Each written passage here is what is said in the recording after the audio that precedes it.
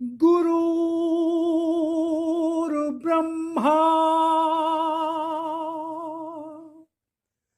गुरुर्विष्णु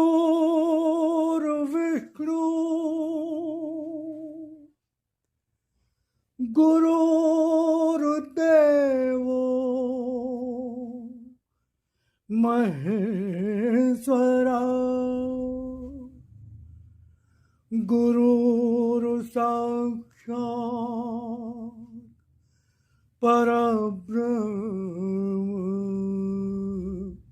तस्मै श्री गुरुवे नमः।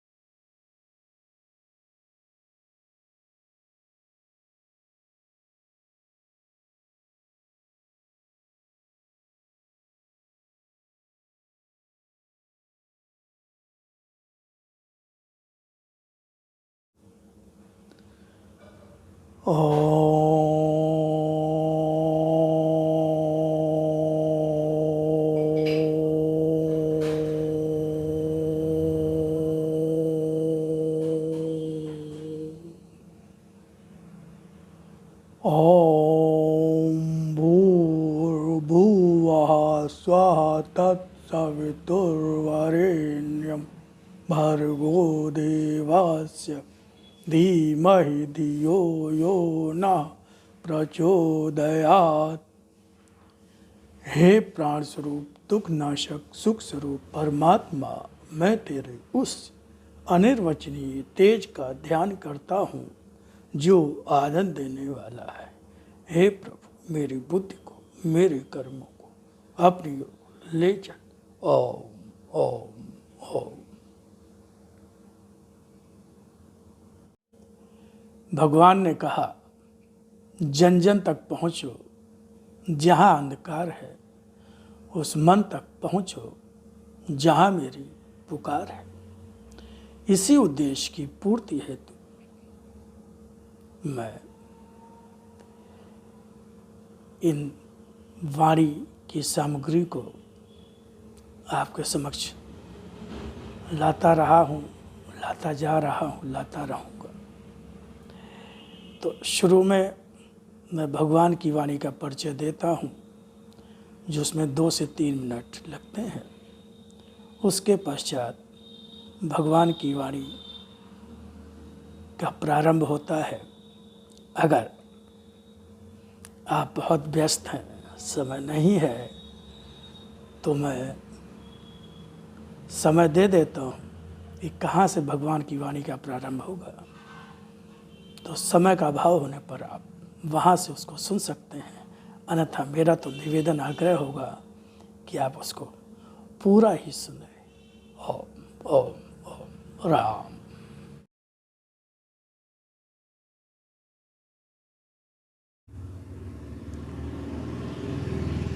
स्वयं भगवान की वाणी और अपने लिप रूप दर्शन के संबंध में क्या कहा, पहले उसको सुने, फिर आगे भगवान की वाणी को और सुने। वाणी को समझो, उसके एक एक अक्षर में अर्थ भरा है। कोई भी शब्द, कोई भी अक्षर मात्र भाषा का खेल नहीं, यह शक्ति है। वाणी है मेरी, जिसका रूप साधारण नहीं, जिसकी प्रामाणिकता को तलाशने अन्य कहीं नहीं जाना होगा, फिर भी उसके अक्षरों में मेरी वाणी का विश्वास लेकर, उसके रूप में मेरी शक्ति के दर्शन का विश्वास लेकर ही डूब जाना होगा। तभी पहचान सकोगे मेरी, तभी पहचान पा सकोगे मेरी, तभी पहचान पा सकोगे मेरी। इसी तरह आज भी तुम्हारा आराध्य भगवान ने जिस तरह से भगवान श्री राम, भगवान श्री कृष्ण आए और उन्होंने असत्य धर्म का नाश किया, जब प्रभु श्री राम आए तो रावण मारा गया, जब भगवान श्री कृष्ण आए तो कंस और उसके सारे संगी साथी मारे गए। इसी प्रकार भगवान कर रहे हैं, इसी तरह आज भी तुम्हारा आराध्य फिर आया है तुम्हारे सामने। इसका रूप आज है वही जो पहले भी और सदा से ही पिता के रूप में, भगवान के रूप में कहते और पुकारते रहे हो अपने कष्ट भरे क्षणों में। और इस रूप में भी दर्शन जो मेरा है उसका प्रयोजन भी वही है।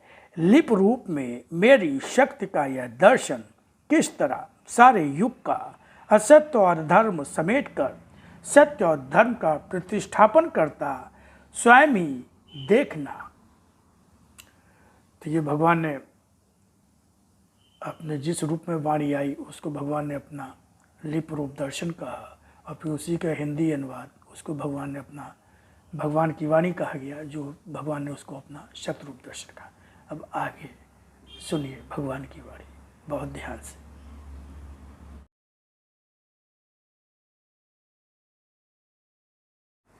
सत्य की उपासना करने वाला ही सही अर्थों में सत्य की संतान कहलाने का अधिकारी भी हो सकता है।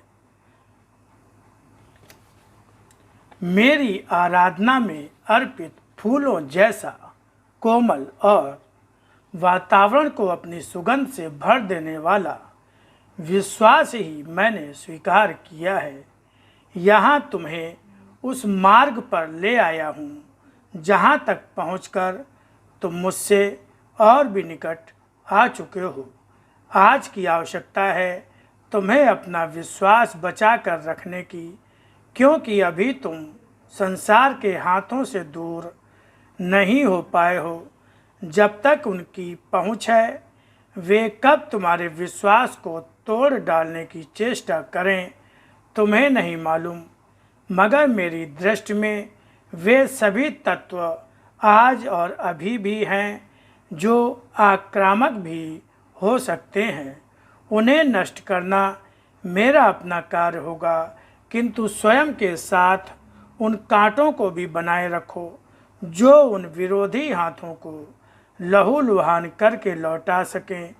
देखा ही है फूलों को किस निर्ममता से तोड़ा जाता है, विशेषकर उन फूलों को जिनमें कांटे नहीं होते। तोड़ना और भी आसान होता है। सबसे पहले तुम्हारे संसार में माली ही फूल तोड़कर घरों की शोभा बनाता है या फिर माला बनाकर अपनी जीविका चलाता है। ये फूल उस माली के भी नहीं होते, वास्तव में तो धरती के होते हैं। फिर भी माली उन्हें संसार में रहने नहीं देता। तुम्हें भी अपनी रक्षा, अपने विश्वास की रक्षा संसार के हाथों से करनी होगी। अपने विश्वास की रक्षा कुछ कटीला होकर करो। संसार और इसके वातावरण में प्रदूषण को दूर करके इसमें सुगंध भर दो। कांटे दो उन्हें जो तुम्हारे विश्वास की हत्या करना चाहें। तुम्हारे विश्वास में सुंदरता सत्य की हो जो संसार को मुग्ध कर सके। इस संसार की धरती बड़ी ही कठिन भी है, ऊबड़ खाबड़ भी, जिस पर जितनी बार पांव पड़ेंगे स्वयं को संभालना होगा। पांवों में दृढ़ता लानी होगी, तभी बढ़ पाओगे। इसी तरह जब मुझे पाने के लिए भक्ति पथ पर बढ़ोगे या अगर बढ़ रहे हो तो बीच के मिलने वाले लोग अधर्म और असत्य का आचरण करने वाले लोग ही होंगे जो तुम्हारे चित्त की एकाग्रता को तोड़ने का प्रयत्न करेंगे। उनसे बचना होगा। धरती जो संसार वालों ने बना रखी है यह उनकी बेईमानी से ऊंची नीची हो चुकी है। इसे उन्होंने बेईमानों को चलने के लिए ही बनाया है और इसी धरती पर धर्म की सड़क का निर्माण करते हुए ही तो तुम्हें आना है। इसलिए इसका निर्माण भी करते चलो ताकि तुम्हारे साथ अन्य के लिए भी जिन्हें इस पथ पर चलकर मुझ तक आना है आना सुगम हो सके और स्वयं के भी पांव लड़खड़ा कर गिरते हुए चोट न खाएं। यह निर्माण ही तुम्हारा धर्म है। धर्म कुछ अन्य नहीं, धर्म वही है जिसके द्वारा कल्याण हो सके। धर्म वही है जिसके द्वारा मनुष्य मुझे पा सके। धर्म वही जो अन्यों का रास्ता बन सके, आगे प्रशस्ति दे सके। जो धर्म मानवता के गले की फांसी बने वह धर्म नहीं अधर्म होता है, उसे त्यागना होता है। ओम ओम।